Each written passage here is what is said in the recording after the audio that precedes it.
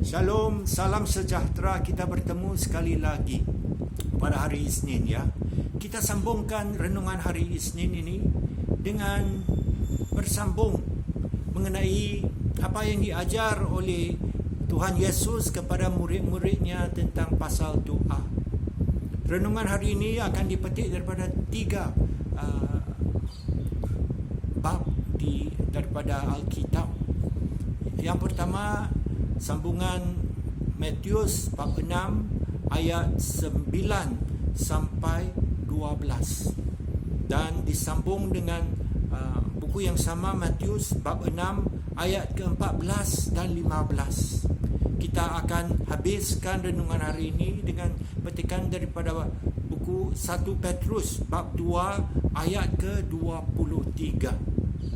Ya, mengenai pasal doa hari ini, kita akan merenung apakah yang dikatakan oleh Tuhan Yesus pasal mengampuni dosa dan diampuni dosa. Ya, dan saya rasa pada masa ini ya sangat tepatlah bagi saya juga, dan mungkin ada di antara kalian, kerana dalam hati saya masih ada kepedihan kerana dibuat salahkan oleh orang dengan tiba-tiba tanpa sebarang sebab. Mari kita merenung apakah yang dikatakan oleh Tuhan Yesus mengenai pasal mengampunkan dosa ini. Kita bermula dengan berdoa.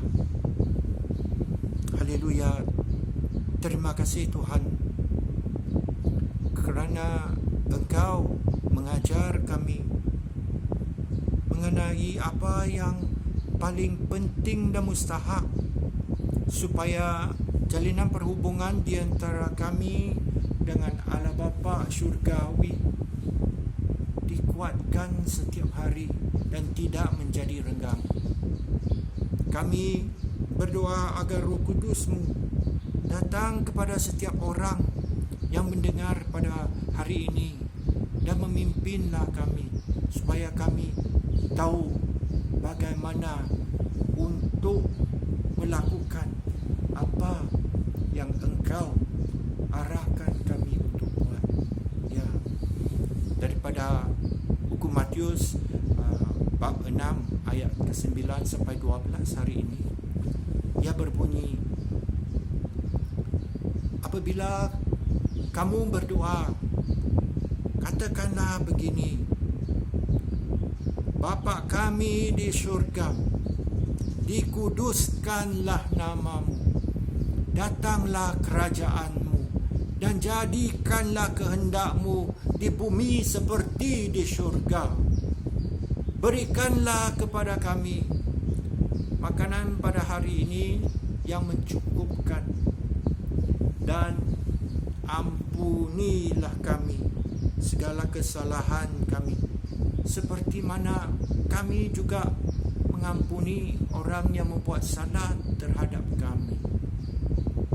Kita bersambung dengan bab yang sama, bab 6 ayat ke-14 dan 15. Jikalau kamu mengampuni sesiapa yang membuat kesalahan kepada kamu, Bapa-Mu di syurga akan mengampuni kamu juga. Seandainya kamu tidak mengampuni orang yang membuat salah kepada kamu, Bapa-Mu di syurga tidak akan mengampuni kamu juga. Wow, sangat tegas ya arahan ini. Kita diberitahu oleh Tuhan Yesus, jika kita mengampunkan orang, Tuhan akan mengampuni kita. Tetapi seandainya kita tidak mengampuni orang yang buat salah terhadap kita, Tuhan juga tidak akan mengampuni kesalahan kita. Apakah yang diartikan oleh Tuhan Yesus apabila dia berkata demikian?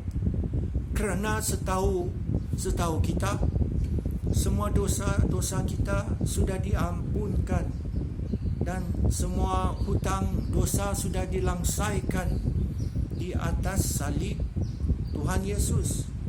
Jadi mengapakah kita tidak lagi diampuni dosa jika kita tidak mengampuni orang lain? Sebenarnya apa yang Tuhan Yesus mengajar adalah begini. Ada banyak orang yang akan buat salah kepada kita.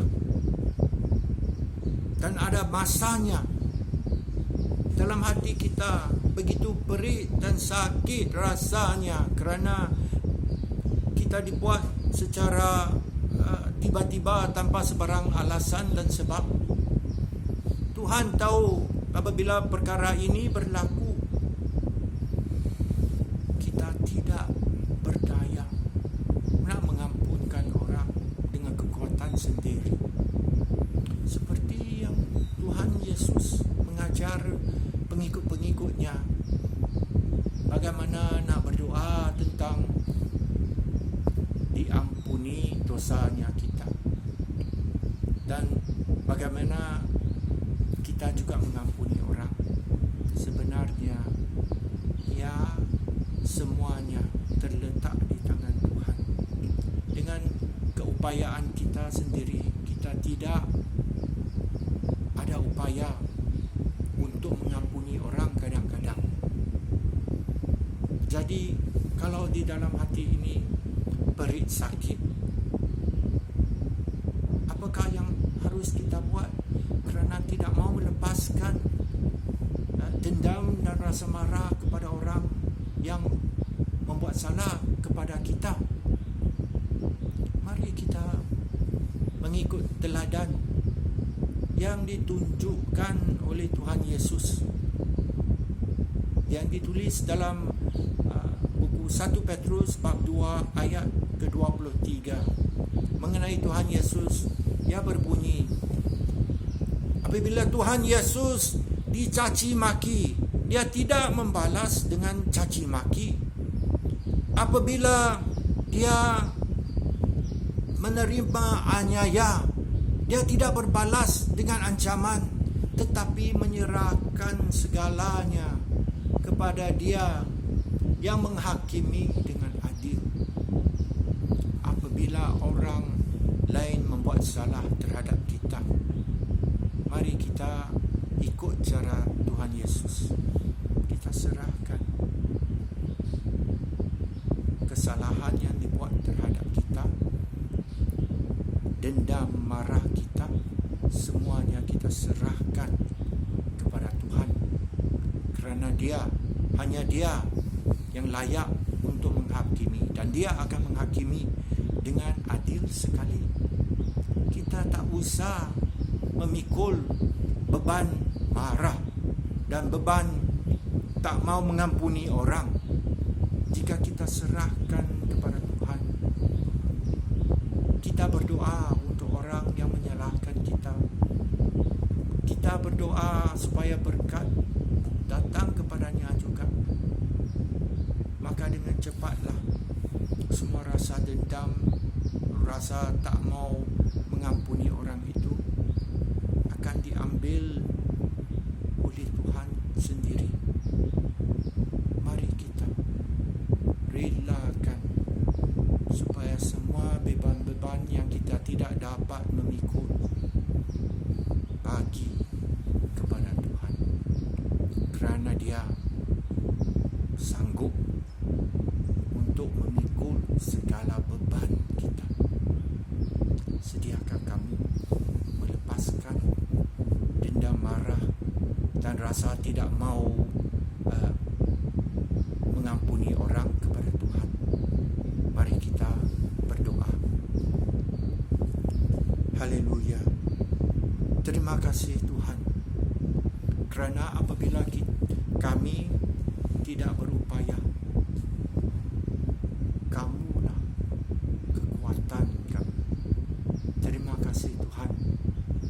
Pada hari ini, pada saat ini, kami rela menyerahkan segala dendam, marah dan juga tidak mengampuni yang ada di dalam hati dan jiwa kami kepadamu. Apabila kami serahkan kepadamu, kami tahu semua beban ini akan dipaku di atas salib-Mu Tuhan Yesus. Kerana salib-Mu membebaskan kami sepenuh-penuhnya supaya dapat hidup, satu hidup yang diberkati sehingga melimpah. Terima kasih Tuhan, kerana Engkaulah kekuatan kami.